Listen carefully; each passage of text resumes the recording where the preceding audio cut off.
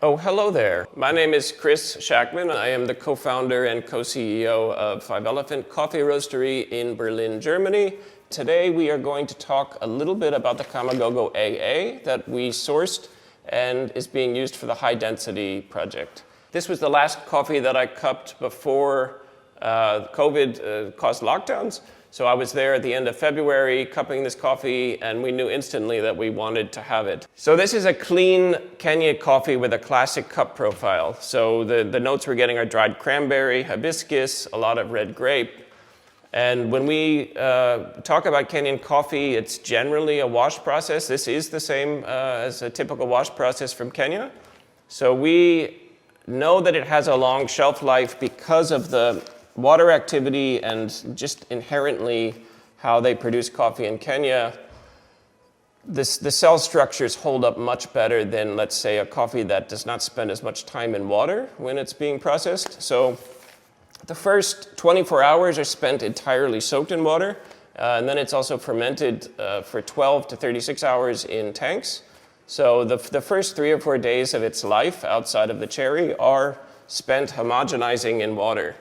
The coffee is then mixed in channels to get rid of all of the mucilage that's remaining, and it's spread out on raised beds where African raised drying beds get their name. And yeah, it's dried for approximately 12 days in the sun. They cover it overnight, obviously so moisture doesn't condense. I would like to now invite Wojciech Białczyk, our head roaster and also a coffee competitor, to come and speak a little bit about how we approach roasting coffee for competitions. So now I will move out of the way and let him come in and speak. Hello. Hi. My name is Wojtek.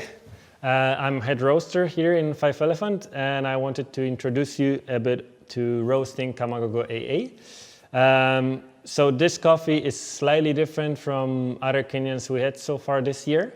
It has much more sweetness. So basically, when roasting this coffee, we thought about just keeping as much of the sweetness as we could. So we started with pretty low start temperature for us, which is 195 degrees Celsius. We soaked it for 1 minute 50 seconds. And then we applied quite a lot of gas. So then it meant to have a lot, like pretty high peak of ROR. And then we ended up with development time ratio of 12% with end temperature 205 degrees Celsius. With pretty high ROR to finish with. And we keep ROR high for African coffees most of the time to just keep those flavors open as much as we could. So it's just more, all of the flavors are more intense, and we just like it this way. So that's how we do it here in Five Elephant. I think that's it from me, and Chris will just say goodbye from all of us here in Five Elephant, and yeah, that's it. Thank you. Bye. Thank you, Wojtek, and thank you all for joining us. We hope that you learned something, and you yourself, those of you who get the coffee, enjoy learning from these amazing coffee professionals who are dialing in this coffee and exploring the coffee as we would normally do it for a competition. So be safe, everybody, and we wish you all the best.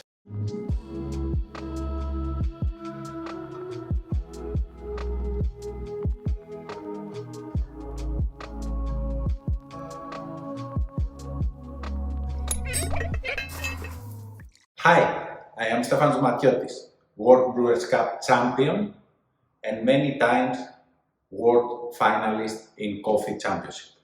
Also, I am the founder of Gem Series Dripper and owner in the first training and coffee experience center in Athens called Create. So, when I take the coffee in my hand and I try to develop new recipes, the first of all, I have to see the origin and the processing, and also the roast level of this coffee. So today I am brewing coffee from Five Elephant from Kenya, and I am grinding a little bit coffee here to see the level of roast. This is medium to light, so I am using temperature between 90 to 93. The second important thing is the profile that the roasters is give you, because it's a guideline and I have to follow this guideline for the profiling and find the best recipe for this coffee. So, today, because the coffee has a lot of red fruits and is natural, so I am using the dripper without lid and paper filter, because paper filter is giving me clarity to the flavor. I have to clean the paper filter. I have to choose good quality of paper filter and use my scales to weigh the water that I clean the coffee. The most of the barista is clean the paper filter without scale. That is not right, because I cannot have consistency when I make coffee. I have to have the same amount of water when I clean the paper filter. I'm preheating also the server, and let's start. I have to know the date roast. If you have longer for 1 week, maybe I have to do less pre-infusion time or coffee bloom time. If I have really fresh, I need more time. So today I am choosing 30 seconds and I am using 15 grams with 250 ml of water. That is my winning recipe in 2014. And I believe it's very good amount of coffee to serve 1 cup, because I have total beverage results 220 ml. So I put the ground coffee inside and I am moving to have a flat bed. I am start the timer and I pour in the center. And the reason that I pour in the center is to have more consistency. I see many baristas that is move all this, the water and is pouring. I believe that it cannot repeat in the second recipe. And also in the center, because the water is hot, it gives you more kinetics.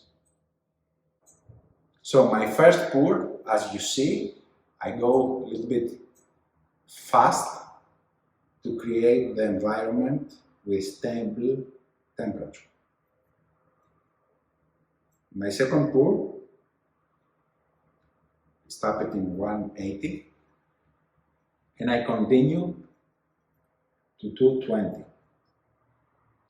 As you see, I prefer the fast pouring because I have more controlling temperature inside, and also I keep the level of the coffee inside in the same level. So I pour all the water very fast in 1 minute 25 seconds to 1 minute to 30 seconds, because I believe first the temperature and also the fast extraction is give us more clarity and more fruity notes. Now, a lot of baristas choose to do it more for 2 minutes and 30 seconds. The most of the time, the water takes the caffeine, so the caffeine stays bitter.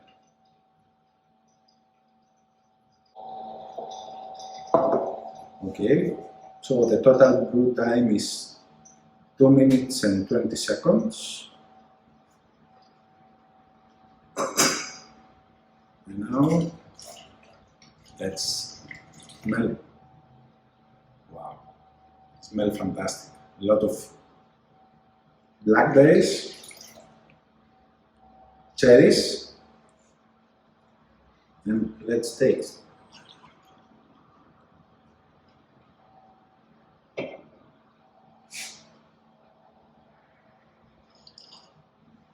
The coffee has a lot of fruit character of raspberry, blackberries, and cherries in the flavor.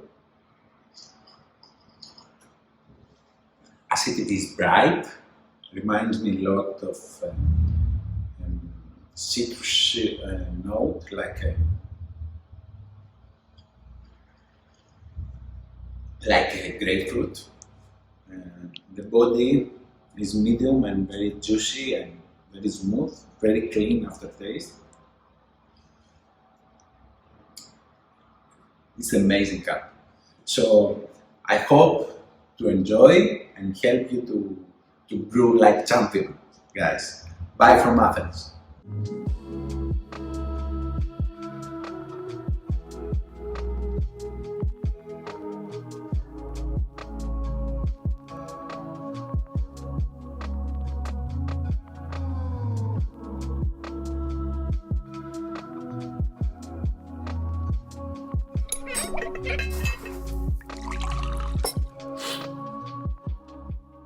Hello guys, this is Amy Fukahori. I'm the World Brewers Cup Champion 2018. Hi guys, I'm Domatiotis. I'm twice WBC finalist and co-founder of Mame. And so today we've been asked to brew like a champion coffee from, here we go, Five Elephant Kenyan coffee. So to us, when we receive a coffee like this that we don't know, first we try to make some guesses out of the packaging information. So Five Elephant, it's a famous roasters in Germany, so we would expect some light roast, medium roast, something like this. It's also washed coffee from Kamagogo AA, so we would expect a lot of cleanness and juiciness and sweetness. Yes, and the roast date is the 25th of January, and so it's still a little bit fresh, so we might have a little bit of freshness into the notes, but we'll try to filter that. So my proposal, Amy, in order to see how we can brew this coffee, let's have a quick cupping, and I would propose to do it with 3 different water. A low ppm, around 48 ppm water, medium ppm, around 100, and then a high ppm, around 150. And the idea behind this is that this will give us the characteristic of the coffee through the different water. It's going to help us to define the best water for that coffee. And also it's going to tell us a little bit about the roast, how developed or light the roast is. And based on that, I think we'll try to get what the best method is for this coffee, right? I can't wait to start. Let's start it. All right, let's start it. All right, so now we have set up our 3 cuppings. So this is done with 50 ppm water, this is with 100 ppm water, and this is with 150 ppm water. We're going to cup quickly and then give you the conclusion.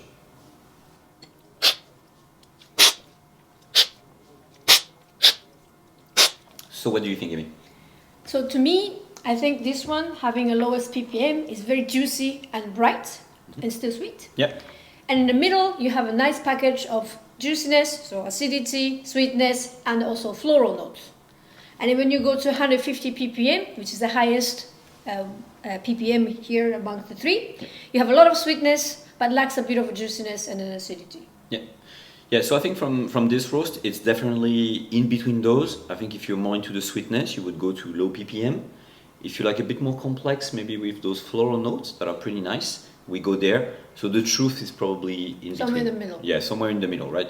Which one would you pick for your choice? I don't know. I think maybe I'll try to... So I can tell it's a well-developed roast. It's very nicely done. The sweetness is really there. So as it's a Kenyan coffee, maybe let's try to highlight acidity on it, right? Let's go. It's very clean and juicy and sweet. I would go for this one. So what 50 would... ppm? Yeah, 50 ppm. What does that mean for the brewing method? What do you have in mind? I'm thinking of either Kalita or origami. Okay. Origami, especially having it, how can I say? It's easier for me to have a faster flow. Yeah. So even if you would have a fine grounds to have a lot of sweetness, you can go fast in the flow. So you can have both acidity and sweetness. By using 50 ppm water, you can also highlight those both even more by Yeah. having this water. I was thinking the same. I was thinking V60 or origami. So let's go for origami for the same reason. We can grind a little bit fine, try to go quite fast to really get that acidity, but still having the sweetness from the well-developed roast of coffee. Should we do origami? Origami. All right, let's go.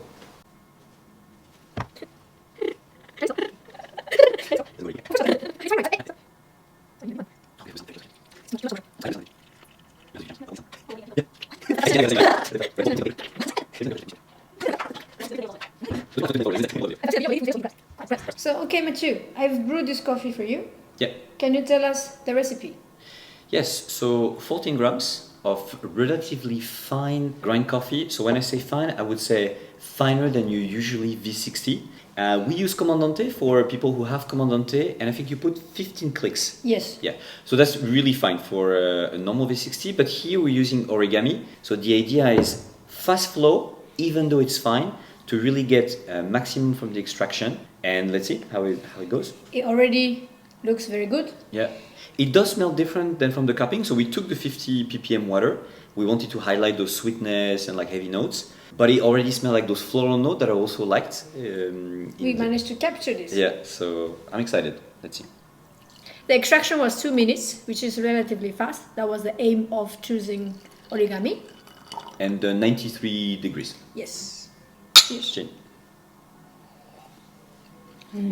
The first impression of this coffee, very clean, very sweet. Yeah. A beautiful aroma of something jasmine, hibiscus. Yeah. Yes, definitely florals. I have also a lot of orange in it. A bit of like berries, maybe some cranberries as well.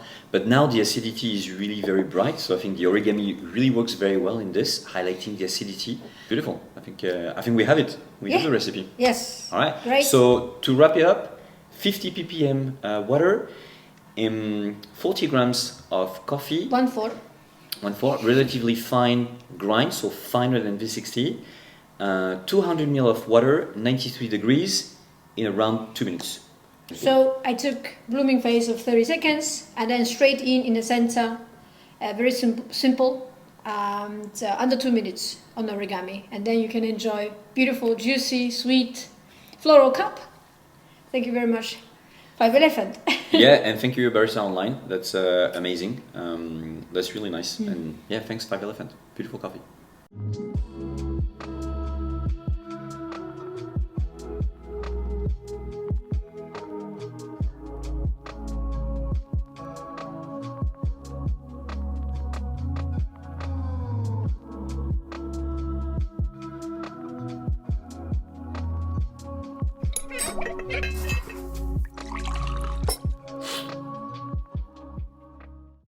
Hey, I'm Rose Woodard. I'm the United States Brewers Cup champion from 2018, and today I'm going to teach you how to brew like a champion. I decided to brew this coffee in a way that I can relate back to the way my customers brew coffee. So we're going to brew this over the course of a couple days, only brewing 1 cup a day. I don't want to waste any coffee. I know my customers don't want to waste any coffee, so doing it this way is more relatable to them.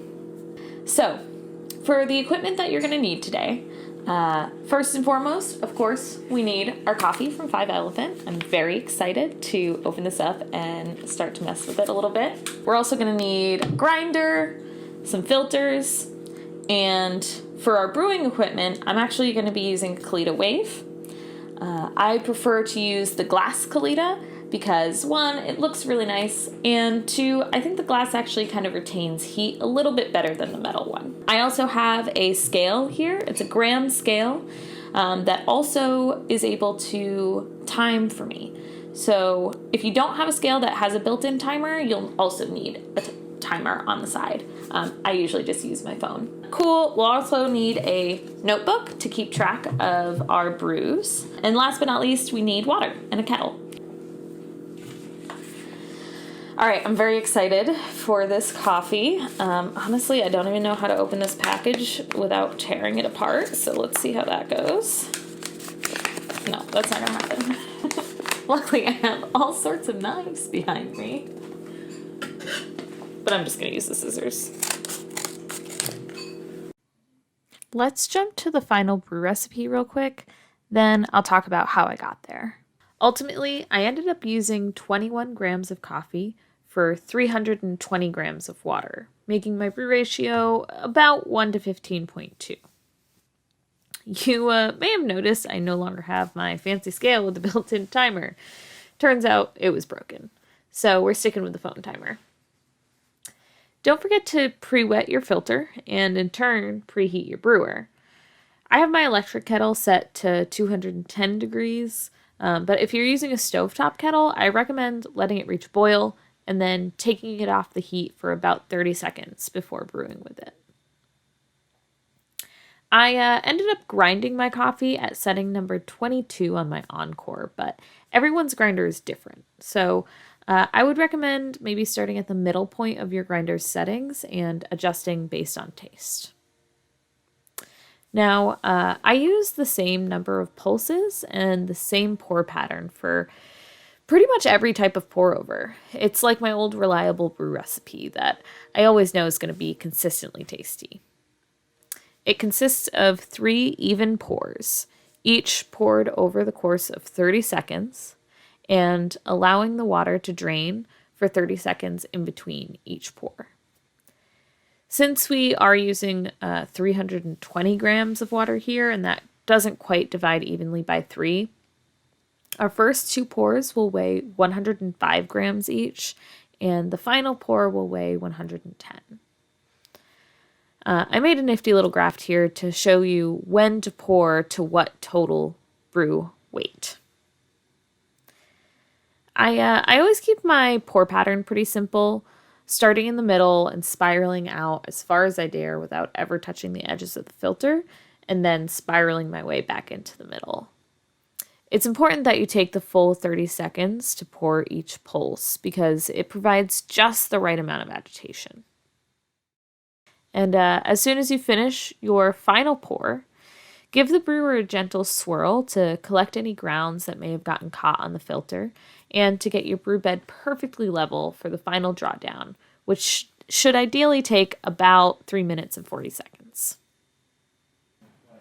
So I had this grand idea to record myself dialing in this coffee over the course of 3 days, and I actually did exactly that. Unfortunately, there was an audio malfunction, so I'm just going to have to give you a quick rundown of what I did each day. Day 1, I used 20 grams of coffee for 320 grams of brew water and ground at setting number 22 on my Encore. This cup was okay, but it was a little weak, a little thin, and kind of bland. So day 2, the only change I made was to grind a bit finer, increasing the surface area of my ground coffee and therefore extracting more from it while keeping all the other variables the same. This cup was stronger and had a good body, but it was starting to get bitter. This told me the coffee didn't actually need that much more extraction. What it needed was a higher dose, which will increase my strength and slightly slow down the brew time. That, coupled with the extra 2 days of degassing, would result in just a touch more extraction on day 3. Speaking of degassing, you may have noticed that I didn't include a bloom in this recipe. I don't feel that they add or subtract anything to my old reliable brew recipe, so why fix what isn't broken? All in all, I was really happy with my final recipe. It was sweet, juicy, with notes of hibiscus, blood orange, and mild peppercorns. I hope you enjoyed watching my video. Thank you so much. Troy and Abed in the morning.